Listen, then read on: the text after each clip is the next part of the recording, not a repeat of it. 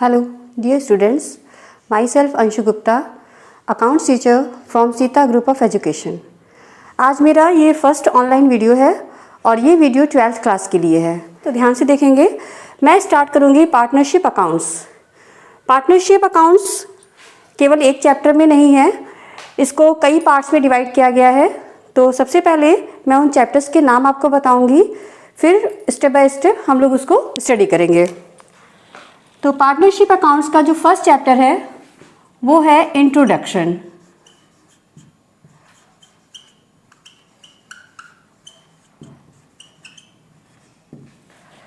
अभी इसके बारे में एक्सप्लेन करूंगी।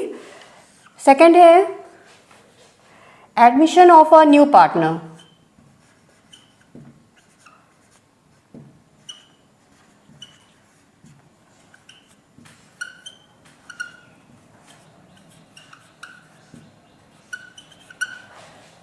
And third, retirement of a partner.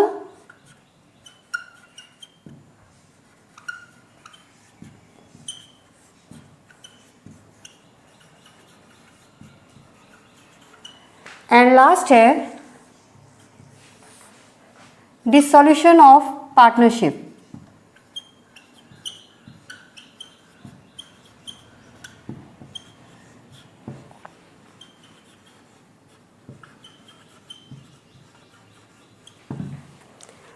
Eleventh में आपने पार्टनरशिप की थ्योरी पढ़ी हुई है और थ्योरी में पार्टनरशिप क्या होती है, पार्टनरशिप की कैरेक्टरिस्टिक्स क्या होती हैं, इन सब चीज़ों को आपने पढ़ा है।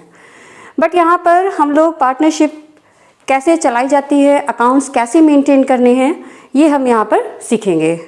तो पार्टनरशिप को 4 पार्ट में डिवाइड किया गया है। First introduction, second admission of a new partner, third है retirement of a partner and fourth is dissolution of partnership. Introduction, कभी भी आप कोई भी नई चीज़ पढ़ते हैं तो उसका जो इंट्रो होता है वो आपको सबसे पहले बताया जाता है। फर्स्ट चैप्टर में वही होता है। आपको बता दूं, ये हमारा बेसिक चैप्टर है और अगर हम इस चैप्टर को ध्यान से नहीं पढ़ते हैं या इस चैप्टर को स्किप करते हैं, पढ़ते ही नहीं हैं, तो उस कंडीशन में हमें आगे के चैप्टर्स अच्छे से समझ में नहीं आएंगे, क्योंकि आगे के चैप्टर्स का जो बेस है, जो उसमें अकाउंट्स बनते हैं, जो उसके रूल्स हैं, उसको इस चैप्टर में अच्छे से समझाया गया है। तो आपको ये चैप्टर बहुत ध्यान से देखना है। Admission of a new partner, retirement of a partner, dissolution of a partnership, ये जब हम लोग उस चैप्टर पर आएंगे तब उस चैप्टर में देखेंगे। फिलहाल इंट्रोडक्शन की बात करते हैं। इंट्रोडक्शन, पार्टनरशिप मीन्स साझेदारी। आपने अपनी प्रैक्टिकल लाइफ में पार्टनरशिप या साझेदारी व्यवसाय को देखा है, सुना है, लेकिन उसका रियल मीन क्या होता है, उसके लिए कौन से रूल्स एंड रेगुलेशंस लॉ ने बनाए हैं, ये आपको अभी नहीं पता है। कॉमर्शियल वे में पार्टनरशिप से क्या मतलब है, ये आपको समझना है। सबसे पहली चीज़, भारत में पार्टनरशिप बिजनेस चलाने के लिए इंडियन पार्टनरशिप एक्ट बनाया गया है 1932। ध्यान से सुन लीजिए, ये मल्टीपल में क्वेश्चन आता है कि भारतीय साझेदारी अधिनियम कब बनाया गया था, तो इसका आंसर है 1932। मल्टीपल में भी आता है, आपका 1 नंबर पक्का होता है। और दूसरी चीज़, आपको अगर इसकी थ्योरी आती है, आपको बताना है कि पार्टनरशिप क्या है, तो उसमें भी आपको ये मेंशन करना पड़ेगा कि 1932 एक्ट के अंडर हमें पार्टनरशिप एक्ट को फॉलो करना होता है।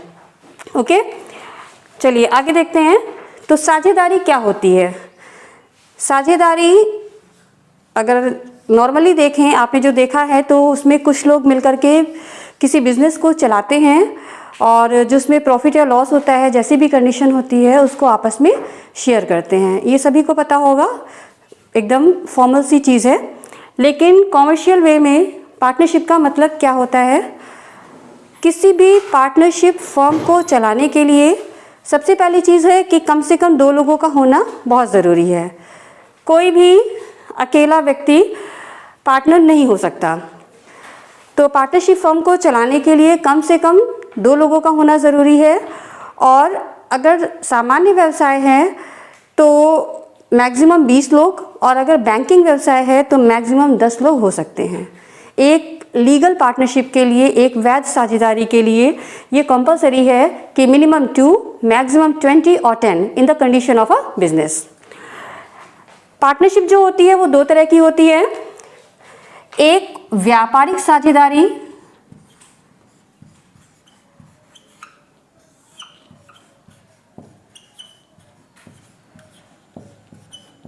Means trading partnership,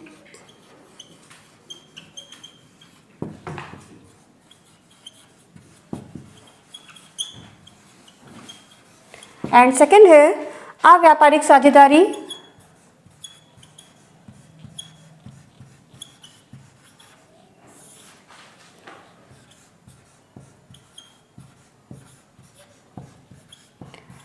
means non trading partnership.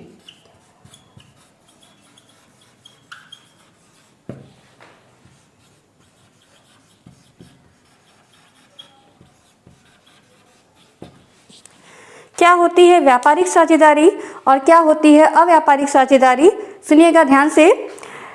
ऐसी कोई भी पार्टनरशिप जिसमें हम कोई चीज़ प्रोड्यूस करते हैं, प्रोडक्शन करते हैं या फिर सेल्स और परचेज करते हैं, उसके लिए अगर हम कोई पार्टनरशिप करते हैं तो दैट इज़ कॉल्ड व्यापारिक साझेदारी या ट्रेडिंग पार्टनरशिप।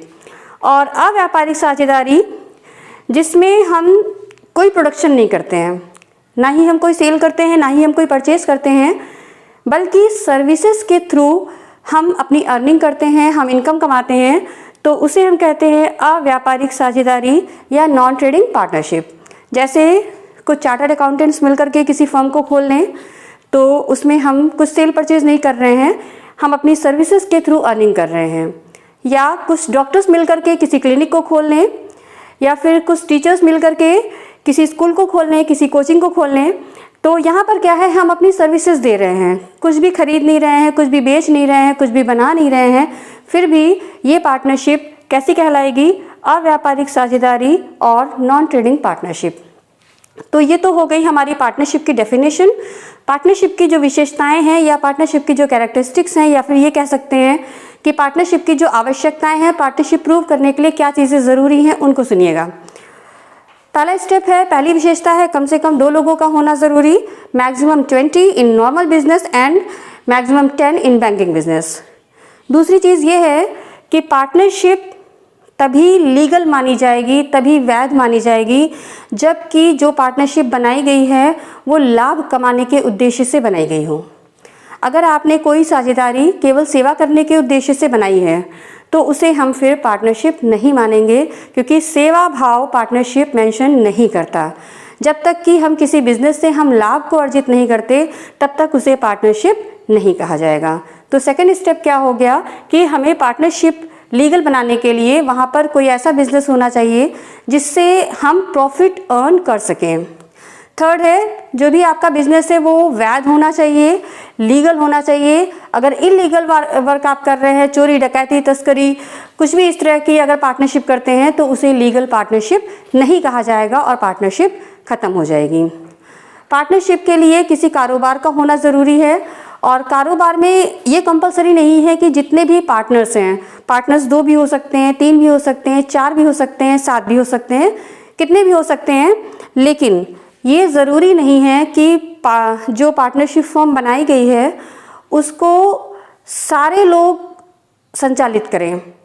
ऐसा भी हो सकता है कि 6 लोगों ने मिलकर अगर पार्टनरशिप बनाई है तो 6 लोगों ने पैसा तो इन्वेस्ट किया है, लेकिन पार्टनरशिप में जो फॉर्म है उसका फंक्शन कौन कर रहा है, उसको कौन चला रहा है, उसको केवल 2 लोग चला रहे हैं, बाकी लोगों ने पैसा इन्वेस्ट किया है। 4 लोग भी चला सकते हैं, 6 लोग भी चला सकते हैं। तो ये तो कंडीशंस पे डिपेंड है। एक बहुत ही इम्पॉर्टेंट टॉपिक है पार्टनरशिप डीड या साझेदारी सल्लेख। क्वेश्चन ज़रूर से आता है इसका एग्जाम में।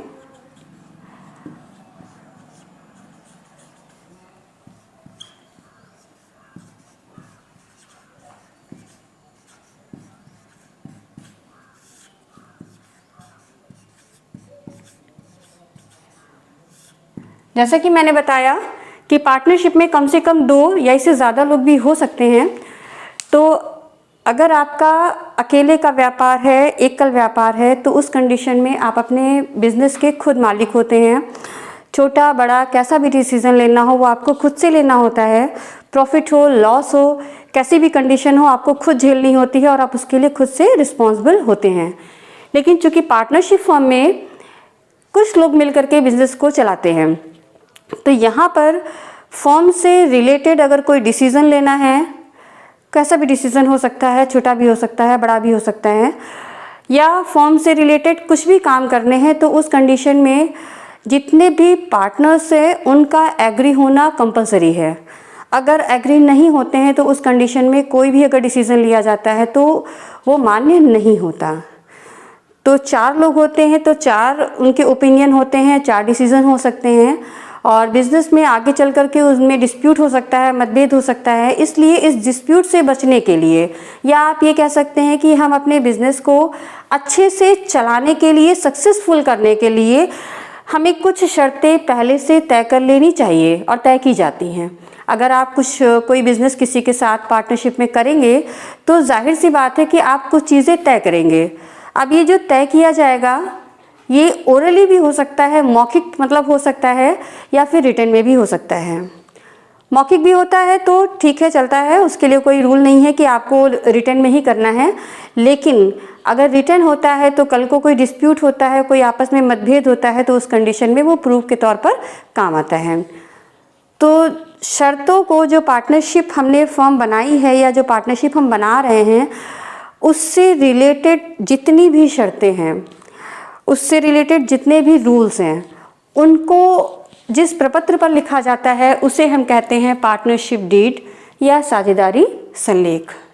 इसमें उन सब बातों का विवरण होता है जो किसी पार्टनरशिप फॉर्म के लिए आज ज़रूरी है, भविष्य में भी ज़रूरी हो सकती हैं। कैसी कंडीशन आने पर हमें कौन सा डिसीज़न लेना है, वो सारी बातें हम इसमें लिखते हैं, इसमें मेंशन की जाती हैं। जैसे कि पार्टनरशिप फॉर्म में पार्टनर्स ने कितनी पूंजी लगाई। पूंजी अगर कम पड़ती है तो फिर पूंजी को मतलब सफिशिएंट पैसा हम कैसे कलेक्ट करेंगे, पार्टनर्स लाएंगे या फिर हम लोन लेंगे। लोन अगर लेंगे तो कहाँ से लेंगे, बाहर से लेंगे या पार्टनर से ही लेंगे।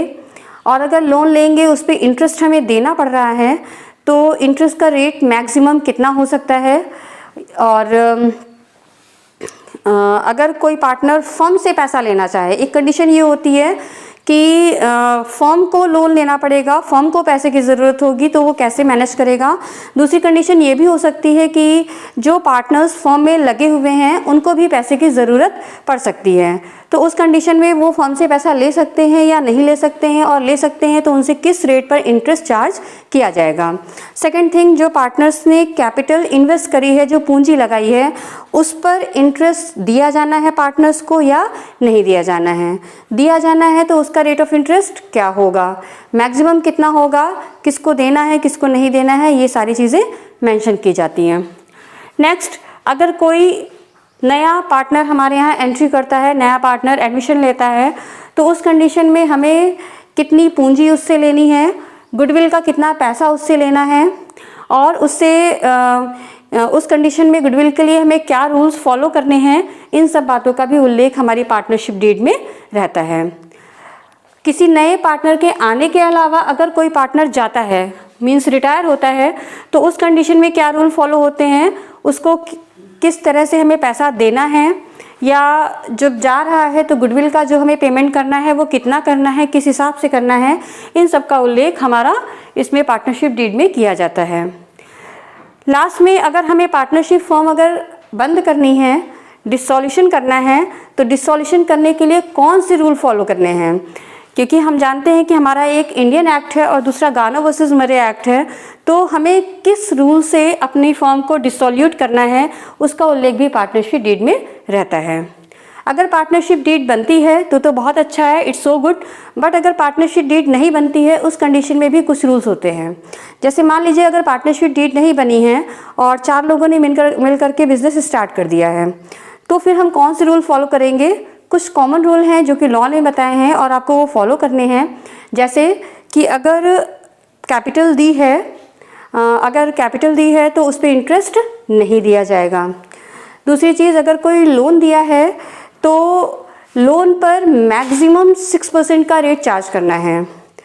थर्ड है, जितने भी पार्टनर्स हैं उन पार्टनर्स को फर्म के सारे अकाउंट्स चेक करने का अधिकार है, फर्म में के सारे डिसीजंस में भाग लेने का अधिकार है, अपना सुझाव देने का अधिकार है। और पैसा कितना लगेगा ये तो खैर पार्टनर्स की इच्छा पे डिपेंड होता है, लेकिन अगर आपने रिटर्न डीड बनाई है तब तो पहले से डिसाइड होता है कि हमें किस रेशियो में बांटना है प्रॉफिट या लॉस को। लेकिन अगर डीड नहीं बनी हुई है उस कंडीशन में जो भी प्रॉफिट या लॉस होगा उसको इक्वली बांटेंगे, बराबर बराबर बांटेंगे। तो ये तो कुछ इंपॉर्टेंट स्टेप हो गए। पार्टनरशिप क्या है, पार्टनरशिप कितने प्रकार की होती है, पार्टनरशिप की विशेषताएं क्या हैं और पार्टनरशिप डीड क्या है। इसके अलावा और भी थ्योरी है जो कि आप लोग बुक से पढ़ सकते हैं। अब हम लोग आते हैं न्यूमेरिकल से रिलेटेड थ्योरी पर। ओके,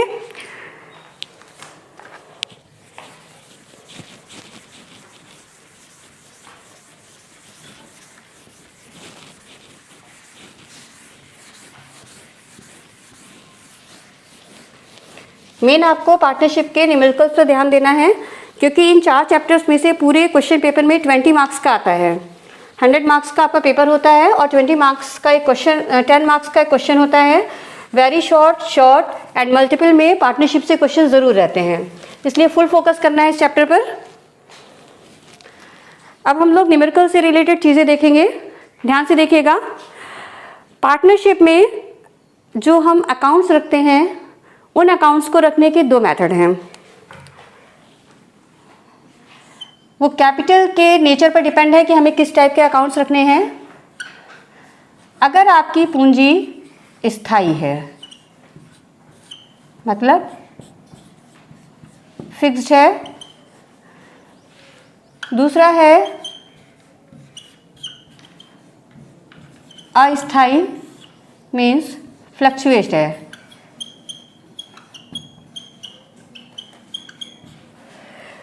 जो भी साझेदारों ने फर्म में पूंजी लगाई है वो स्थायी भी हो सकती है, अस्थायी भी हो सकती है। स्थायी मीन्स फिक्स्ड, अस्थायी या इसको चल पूंजी भी कहते हैं।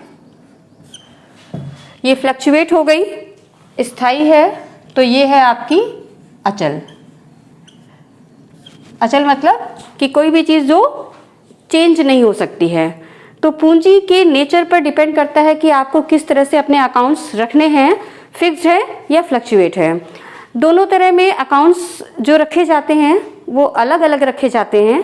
लेकिन एक बात मैं बता दूं, अगर आपको एक मेथड आ गया तो दूसरा मेथड आप पहले वाले मेथड से सीख लेंगे। केवल एक मेथड सीखिए, दूसरा अपने आप सीख जाएगा। तो जो मेन सीखने वाला है वो ध्यान दीजिएगा। अगर आपकी पूंजी स्थायी है तो स्थायी की कंडीशन में हम 2 अकाउंट्स रखते हैं। पहला है पार्टनर्स कैपिटल अकाउंट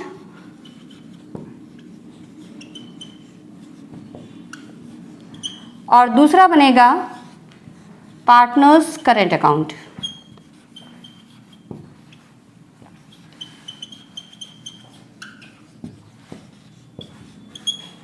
ये 2 अकाउंट्स बनते हैं।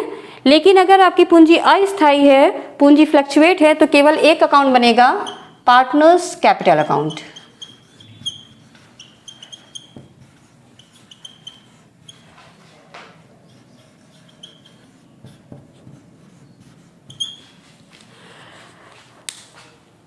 मेन जो आपका अकाउंट है, अकाउंट्स तो कई बनने हैं इस चैप्टर में। लोन अकाउंट भी बनता है, इंटरेस्ट अकाउंट भी बनता है, ड्राइंग्स अकाउंट भी बनता है, कैपिटल अकाउंट भी बनेगा, और जहाँ पर ज़रूरत होगी वहाँ पर हम profit and loss appropriation account भी बनाएंगे। लेकिन मेन फोकस आपको करना है, जो मेन चीज़ सीखनी है वो आपको सीखनी है पार्टनर्स कैपिटल अकाउंट कैसे प्रिपेयर करना है। क्योंकि आगे के जो चैप्टर्स हैं, एडमिशन है, रिटायरमेंट है, डिसॉल्यूशन है, वहाँ पर आपको पार्टनर्स कैपिटल अकाउंट बनाना है। और अगर यहाँ पर बेस क्लियर हो जाता है तो आपको वहाँ पर बहुत हेल्प मिलेगी, इतना टफ आपको नहीं लगेगा। तो पार्टनर्स कैपिटल अकाउंट और करंट अकाउंट, या ये वाला पार्टनर्स कैपिटल अकाउंट, इसका परफॉर्मा बताने के पहले मैं थोड़ा इसके बारे में बता दूं, जिससे आपको परफॉर्मा अच्छे से समझ में आएगा। देखिए, अगर पूंजी स्थायी है, पूंजी अगर स्थायी है तो पहला जो खाता हम बनाएंगे वो बनेगा साझेदारों का पूंजी खाता, यानी कि पार्टनर्स कैपिटल अकाउंट। और पार्टनर्स कैपिटल अकाउंट में आपको केवल क्या दिखाना है, इसमें केवल एक एंट्री होती है, साझेदारों की पूंजी, बाकी इसमें कुछ भी नहीं दिखाना है। पार्टनर्स कैपिटल अकाउंट में पार्टनर्स ने जो पूंजी लगाई हुई है फर्म में या बिजनेस में, आपको वो दिखानी है, फिर उसको क्लोज कर देना है। और सेकंड है पार्टनर्स करंट अकाउंट।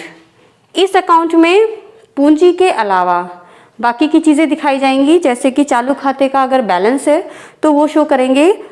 साझेदारों को जो भी मिल रहा है, मतलब साझेदारों की जो भी इनकम है वो हम करंट अकाउंट के क्रेडिट में दिखाएंगे, और साझेदारों की जो भी खर्चे हैं वो हम डेबिट साइड में दिखाएंगे, देन इसका बैलेंस निकालेंगे। तो ये 2 अकाउंट हैं। और अगर हमारी पूंजी फ्लक्चुएट है, अस्थायी है, चल है, उस कंडीशन में हम पार्टनर्स कैपिटल अकाउंट बनाएंगे। और क्या दिखाना है, ध्यान से देखिए, इस अकाउंट में केवल इन दोनों का मिक्सअप करना है, कोई भी एक्स्ट्रा नई एंट्री इसमें नहीं करनी होती है। तो जब अभी हम ये अकाउंट बनाएंगे तब आपको ये चीज़ बहुत अच्छे से समझ में आ जाएगी। इसमें कुछ भी नया नहीं सीखना है। अगर आपको फिक्स्ड वाली कंडीशन आती है तो फ्लक्चुएट वाली कंडीशन अपने आप आ जाएगी। अब मैं आपको अकाउंट्स बनाकर दिखाती हूँ, और अकाउंट्स आप नोट कर लेंगे, पूरी एंट्री ढंग से नोट करेंगे, स्पेलिंग का, कॉलम का, इन सब चीज़ों का बहुत अच्छे से ध्यान रखना है।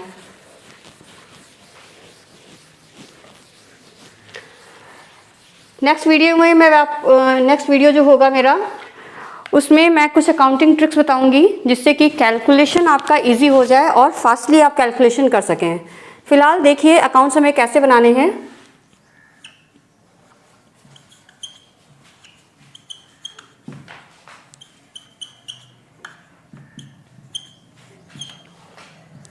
इन कंडीशन ऑफ फिक्स्ड कैपिटल, स्थायी पूंजी की दशा में, फर्स्ट बनेगा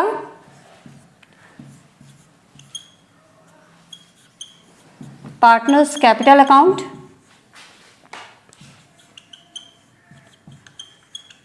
मीन्स साझेदारों का पूंजी खाता। कॉलम बनाते वक्त आपको ध्यान रखना है, आपको पता है कोई भी हमारा लेजर अकाउंट होता है उसके 2 पार्ट होते हैं, एक डेबिट साइड होता है और एक क्रेडिट साइड होता है। 11th में ये सारे रूल्स मैंने आपको बताए हैं, एक बार फिर से बताती हूँ।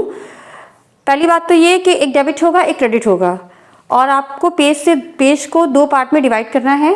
और जहाँ से डिवाइड करेंगे उस लाइन को या तो आप डबल कर देंगे या फिर आप उसको मोटा कर देंगे, क्योंकि ये क्लियर होना चाहिए कि यहाँ से कुछ डिफरेंट है, इसलिए हमने यहाँ पर डेबिट और क्रेडिट बनाया हुआ है और इस लाइन को हमने गाढ़ा खींचा हुआ है। दूसरी चीज़, जब भी आप टोटल करेंगे तो टोटल करने के बाद आपको सिंगल लाइन से क्लोज नहीं करना है, आपको डबल लाइन से ही क्लोज करना है। ये कॉमर्स के स्टूडेंट की पहचान होती है, अगर उसने टोटल को डबल लाइन से क्लोज किया है, it means you are a commerce student. Single line से क्लोज अप कर देंगे तो वो गलत तो नहीं होगा, लेकिन एग्जामिनर आपका आधा नंबर काट लेगा। इसी तरह अगर आप डबल लाइन नहीं खींचते हैं बीच में तो भी आपका हाफ मार्क्स कट जाएगा।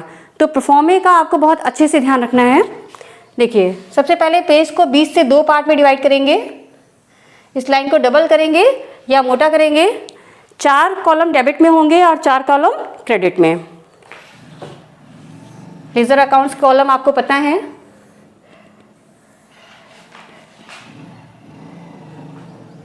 सॉरी रुक जाइए, लेज़र चूँकि हम लोग के कॉलम ज़्यादा होते हैं इसलिए ये हम लोग जेएफ वाला कॉलम नहीं बनाएंगे। एक चीज़ और ध्यान से सुनिए, अगर ये सोल ट्रेडर होता, एकल व्यापार होता, तो उस कंडीशन में हमें अमाउंट का केवल एक कॉलम रखना था। लेकिन चूँकि पार्टनरशिप है तो आपको ये ध्यान रखना है कि जितने भी पार्टनर होंगे उतने अमाउंट के कॉलम डेबिट में होंगे और उतने ही अमाउंट के कॉलम क्रेडिट में होंगे। मतलब एटलीस्ट कम से कम 2 कॉलम डेबिट में अमाउंट के होंगे और 2 कॉलम क्रेडिट में होंगे, क्योंकि कम से कम 2 लोग होंगे तभी हमारी पार्टनरशिप बनेगी। नॉर्मली आप जब क्वेश्चन करेंगे तो आपके 4 पार्टनर होंगे, 5 पार्टनर होंगे, उस कंडीशन में एक पर्टिकुलर्स का कॉलम रहेगा, और 4 पार्टनर हैं तो 4 अमाउंट के कॉलम डेबिट में और 4 अमाउंट के कॉलम क्रेडिट में। चलिए थोड़ा सा करेक्शन करते हैं इसमें। तो हम सपोज कर ले रहे हैं कि हमारे पार्टनर्स हैं ए एंड बी, 2 पार्टनर्स हैं, तो 2 कॉलम हो गए डेबिट में और 2 कॉलम हो गए क्रेडिट में।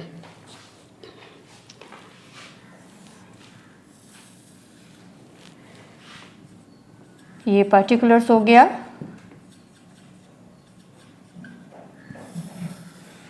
ये ए का कॉलम है और ये बी का कॉलम है।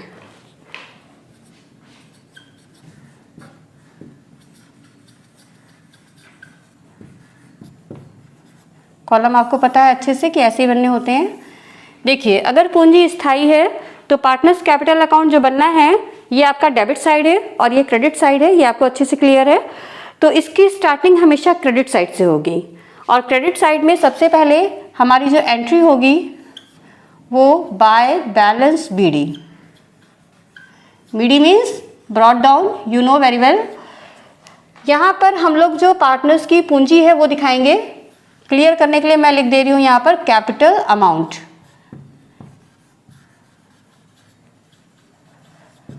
और दोनों ही साझेदारों की जो पूंजी है फॉर्म में लगी हुई उसको हम उनके कॉलम में दिखा देंगे। ए की पूंजी ए के कॉलम में और बी की पूंजी बी के कॉलम में, और देन इसको क्लोज करेंगे। ध्यान देना है, डबल लाइन खींचनी है नीचे। लेजर अकाउंट्स जो आपके होते हैं उनका डेबिट और क्रेडिट साइड हमेशा इक्वल होता है और इक्वल करने के लिए हम लोग क्या यूज़ करते हैं, बैलेंस निकालते हैं। तो यहाँ पर तो हमारे पास कैपिटल की वैल्यू है, लेकिन यहाँ पर डेबिट में हमारे पास कोई भी वैल्यू नहीं है, तो आपको यहाँ पर बैलेंस रखना है।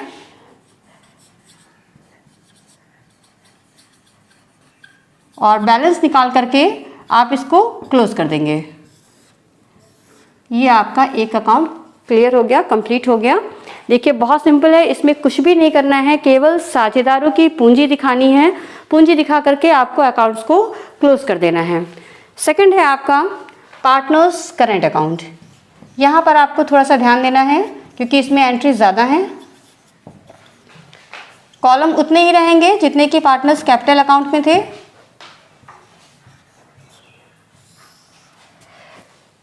पहले पेज को 20 से 2 पार्ट में डिवाइड करेंगे। एक ए का कॉलम, एक बी का कॉलम, इधर भी एक ए का कॉलम और एक बी का कॉलम।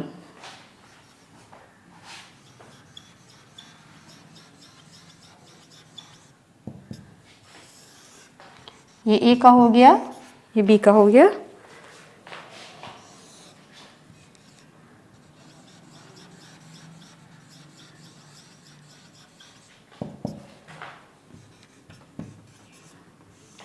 थोड़ा सा ध्यान देंगे तो प्रोफॉर्मा अभी के अभी आपको याद हो जाएगा।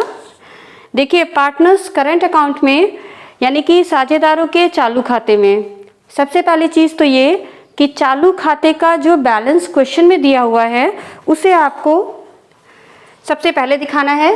चालू खाते का बैलेंस, पूंजी खाते का नहीं। बाय बैलेंस बीडी, जो वैल्यू ए की होगी और जो बी की होगी वो शो कर देंगे। इसके बाद साझेदारों की जो भी इनकम है, साझेदारों को जो भी मिलना है वो आप क्रेडिट साइड में दिखाएंगे और साझेदारों के पास से जो भी जाना है वो डेबिट साइड में दिखाएंगे। तो साझेदारों को फर्म से मिलने वाली चीज़ें क्या हैं? सैलरी अगर मिल रही है तो शो करेंगे और जिसको मिल रही है उसको उसमें शो करेंगे। अगर ए को मिल रही है तो ए में शो करेंगे, बी को मिल रही है तो बी में शो करेंगे, दोनों को मिल रही है तो दोनों में शो करेंगे। इनका जो प्रॉफिट होगा और अगर इन्हें इनकी पूंजी पर ब्याज दिया जा रहा है तो वो शो करेंगे।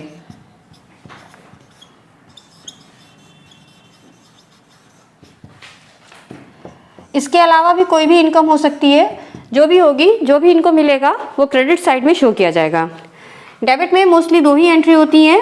एक तो ड्राइंग्स पता है आपको क्या होता है? साझेदार अगर फर्म से अपने पर्सनल खर्चे के लिए पैसे निकालते हैं तो उसे हम क्या कहते हैं? आहरण या ड्राइंग्स। और इस आहरण पर जो इनको इंटरेस्ट देना पड़ेगा उसे भी हमें डेबिट में ही दिखाना है।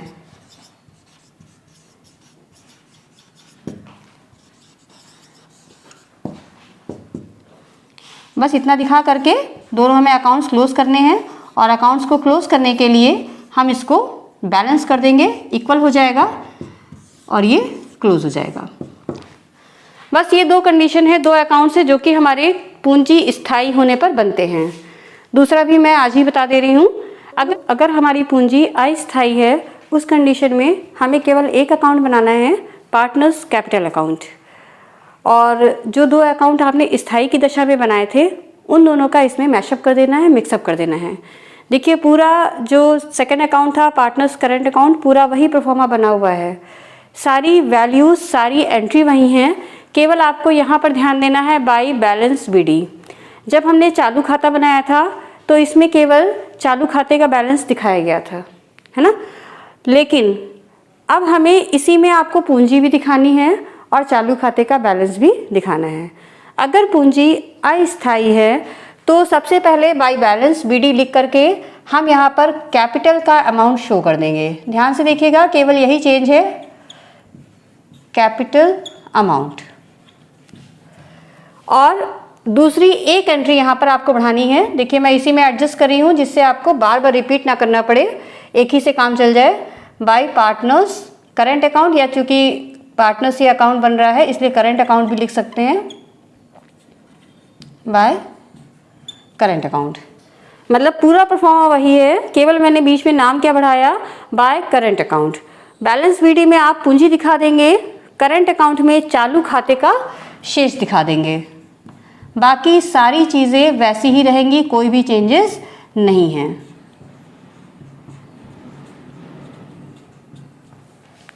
ओके, तो ये तो था हमारा इंट्रो केवल पार्टनरशिप चैप्टर नंबर 1 का, और आज मैंने केवल आपको अकाउंट्स के परफॉर्मे बताए हैं।